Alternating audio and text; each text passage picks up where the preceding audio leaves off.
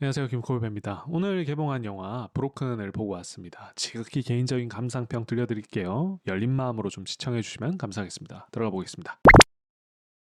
하정우 배우가 맡은 이 민태라고 하는 인물이 어느 날 사랑하는 동생 석태의 죽음을 맞이하게 돼요. 그러니까 석태가 왜 죽었지? 이걸 따라가는 거죠. 근데 석태가 함께 살았던 차문영이라고 하는 어떻게 보면 재수 씨도 사라져 버려요. 의문이 더해지는 거죠. 왜 사라졌을까?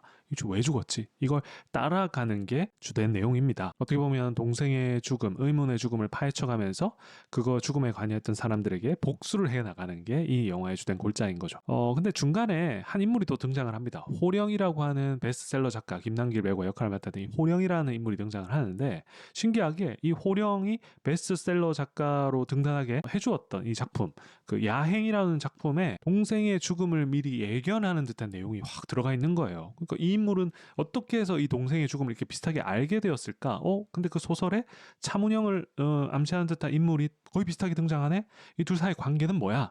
라고 하는 축. 근데 정작 보니까 이 호령이라고 하는 인물도 동생의 죽음을 궁금해하고 따라가네? 저들 사이에 무슨 일이 있는 거야? 라고 하는 축이 또 붙으면서 이 양대 축으로 해가지고 이제 영화가 진행됩니다. 이들 사이에 무슨 일이 있었을까를 파헤쳐 보는 게 이 영화의 주된 줄거리인 거죠. 간단히 정리해보면 뭐 이 정도 되겠네요. 동생의 죽음을 따라가는 두 남자, 그리고 의문의 여인, 뭐 이렇게 되겠죠. 자, 그러면 먼저 하정우의 이런 서사를 좀 따라가 보겠습니다. 이게 굉장히 중요한데, 의문의 동생의 죽음을 파헤쳐서 이걸 복수를 한다라고 하는 아주 그냥 퉁쳐버리면 이 정도의 내용일 텐데, 저는 이러려면은, 제가 기대한 거, 뭐 제 기대대로 가라는 보장은 없지만, 동생을 위해서 죽음을 막 불사하고 뭔가 복수를 감행하는 어떤 형의 이 심리를 대변해 주려면은 좀 더 뭔가 빌드업이 좀 필요했던 것 같아요. 그러니까 많은 장면을 보여줘서 뭐 형제 우애와 돈독한데 그 동생이 죽었다 뭐 여기까지는 아니더라도 특정 한 장면, 두 장면 정도만 딱 이렇게 강하게 와, 쟤들 정말 우애가 깊었구나 정도를 가늠해 볼 수 있을 정도의 사전 빌드업이 조금만 더 있었으면 복수라고 하는 감정에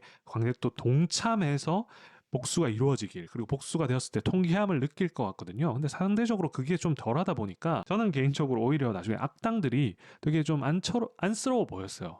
저렇게까지 저 쇠파이프 들고 머리를 저렇게 깰 일인가? 그러니까 오히려 악당의 입장에서 좀 공감이 돼서 뭘 저렇게까지 심하게 때리나라고 할 만큼 저는 오히려 감정적으로 동기가 좀 약했던 것 같아요. 그게 좀 아쉬웠었고 동생의 의문의 죽음을 파헤쳐 간다는 게 또 중요한 거지 않습니까? 그러다 보면 필연적으로 동생의 죽음과 연관되어 보이는 어떤 호령이라고 하는 인물과 차문영이라고 하는 인물의 어떤 비밀을 이렇게 파헤쳐 나가는 게 굉장히 중요한 축인데 정작 차문영을 따라가는 장면에만 전체 시간 100분 중에 80분을 씁니다. 그러니까 얘를 잡아가지고 비밀을 들을 때까지 80분이 걸리는 거예요. 100분 중에. 그리고 나중에 알고 봤더니 정작 김남길, 호령 역시도 자기가 예견하듯이 썼는데 그 차문영이라는 인물하고 뭔가 뒤에 뭐 애정이 있다거나 뭐 어떤 사연이 있어가지고 얘를 사주를 했다거나 죽음을 그런 것도 아니고 뒤에서 뭔가 얘가 음모를 꾸몄다 이런 것도 아니에요. 그러니까 호령이라는 인물은 그냥 소설을 쓰기 위해서 어떻게 보면 모티브를 따기 위해서 차문영과 대화를 많이 했었고 인터뷰를 그런 와중에 자기가 그걸 막 상상을 덧댔든 뭐 어떻게 소설 썼을 뿐인데 이게 실제로 사건으로 일어나 버리니까 얘도 너무 당황해가지고 무슨 일이 일어났던 거야? 라고 차문영을 쫓아가는 인물인 거죠. 그러니까 알고 보니 별거 아니었던 거예요. 역할상.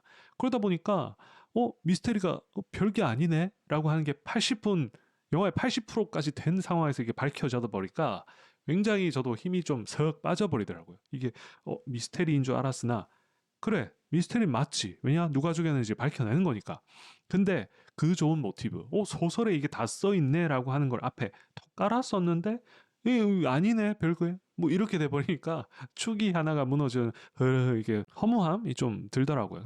그게 좀 많이 아쉬웠던 것 같아요 저는. 그래서 어떻게 보면 호령이라고 하는 인물이 의문에 쌓여서 비밀 간직하고 있는 것 같고 그 비밀이 더 충격적이게 됐을 때를 막 기대하고 막 영화를 그래 80분 참자 이러면서 봤거든요 계속. 근데 결국 끝내 나오지 않았고 한 중간 정도 되면은 김남길의 표정과 행동에서 호령의 표정에서 더 드러나요. 난 정말 모른다. 난 이 일이 왜 일어나는지 모른다는 걸 알게 돼요. 그러니까 그거 좀 저는 좀 지루해지더라고요 중간 이후부터는. 그래서 전체 이야기 줄기에서 이런 두 흐름이 좀 아쉬웠다라고 하는 거가 있었고 미스테리가 좀 어느 정도 그렇게 됐다라고 하면 사실 복수의 어떤 쾌감, 장쾌함이 이 느껴져야 되는데 뒤로 갈수록 앞에 동인이 좀 적다 보니까 저 입장에서는 물론 동생이 죽었다는 거는 정말 복수 그냥 그거 자체로도 이유로 충분하겠으나 그들 간의 어떤 교류하는 감정이나 이런 게 조금은 약하다고 저는 느꼈기 때문에 그 뒤로 갈수록 어떤 느낌이냐면은 복수를 할 때 M1 사람들이 되게 그냥 쇠파이프에 머리가 깨지는 느낌인 거예요. 그러다 보니까 이제 그런 악한 행동을 하는 하정우 배우의 민태라고 하는 캐릭터가 저렇게까지라고 하는 생각도 들고 하는 행동은 굉장히 악랄하거든요. 뭐 예를 들면 차문영이 만약에 실제로 죽였으면 어떻게 할 겁니까 형님이라고 물었을 때 그 부하가 같이 묻어버려야지라고도 하고 얘의 과거 행적을 비추어 보면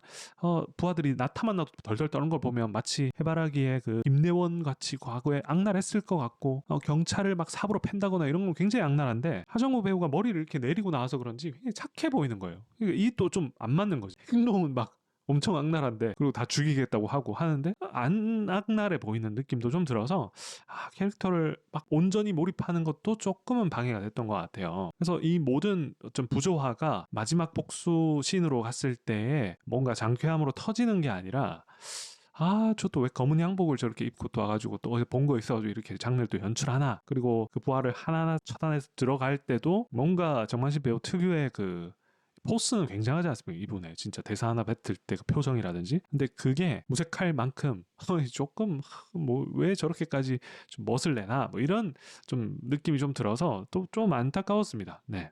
그래서 저는 많은 분들이 정말 공들여서 작업한 작품일 테고 그 공들인 흔적들이 보여서 굉장히 감사하게 봤으나 한편으로 이런 솔직한 리뷰를 영상을 만든다는 게 좀 죄송스럽더라고요 진짜. 그럼에도 불구하고 저는 이렇게 느꼈는데 예를 들면은 그거를 막 포장해가지고 뭐 좀 덜하고 수는 없겠다 생각이 들어가지고 이렇게 솔직하게 좀 남기는 점 널리 좀 양해 좀 부탁드리고요. 저는 이렇게 봤지만 분명히 또 재밌게 보시는 분들이 있을 거기 때문에 그 감상 후기들을 좀 적어주시면 감사할 것 같습니다. 댓글로. 이상 지극히 개인적인 감상이었다는 거 꼭 또 강조 한번 말씀드리면서 영상을 마무리하고자 하고요. 다음 영상에서 또 재밌게 뵙도록 하겠습니다. 구독, 좋아요, 알림 꼭 좀 부탁드립니다. 진짜 힘이 됩니다.